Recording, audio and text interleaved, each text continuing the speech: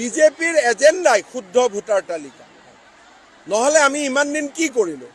যে বাংলাদেশী নাম ভোটাৰ তালিকাৰ পৰা কাটা যাব লাগে বাংলাদেশীৰ পৰা মাটি উদ্ধাৰ কৰিব লাগে এইবিলাকতো আমাৰ এজেন্ডা এইটোতো আৰু লুকাবলগীয়া কি আছে যাতে অবৈধ মিয়াৰ নাম ভোটাৰ লিষ্টত নাথাকে এইটো চোৱাটো আমাৰ দায়িত্ব হয় নে নহয়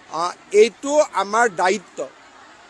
যে যদি কোনোবা সন্দেহজনক নাগৰিক আছে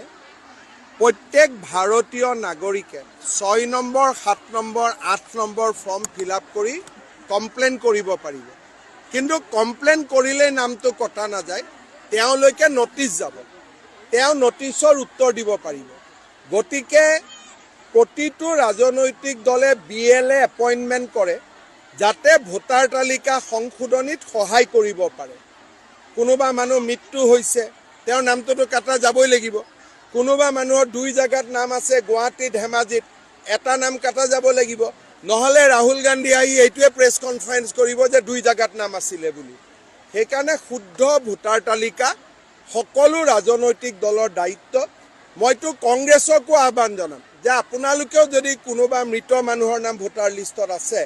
আপোনালোকেও নামবিলাক কটোৱাত চৰকাৰক সহায় কৰক বিজেপিৰ এজেন্ডাই শুদ্ধ ভোটাৰ তালিকা নহলে আমি ইমান দিন কি কৰিলো যে বাংলাদেশী নাম ভোটাৰ তালিকাৰ পৰা কাটা যাব লাগে বাংলাদেশীৰ পৰা মাটি উদ্ধাৰ কৰিব লাগে এইবিলাকতো আমাৰ এজেন্ডা এইটোতো আৰু লুকাবলগীয়া কি আছে যাতে অবৈধ মিয়াৰ নাম ভোটাৰ লিষ্টত নাথাকে এইটো চোৱাটো আমাৰ দায়িত্ব হয় নে নহয় অবৈধ মিয়াৰ দখলত যাতে মাটি নাথাকে এইটো চোৱাটো আমাৰ কাম হয় নে নহয় এইবিলাকতো আমাৰ দায়িত্বই আৰু এইবিলাক কাম কৰিবৰ কাৰণেতো মানুহে আমাক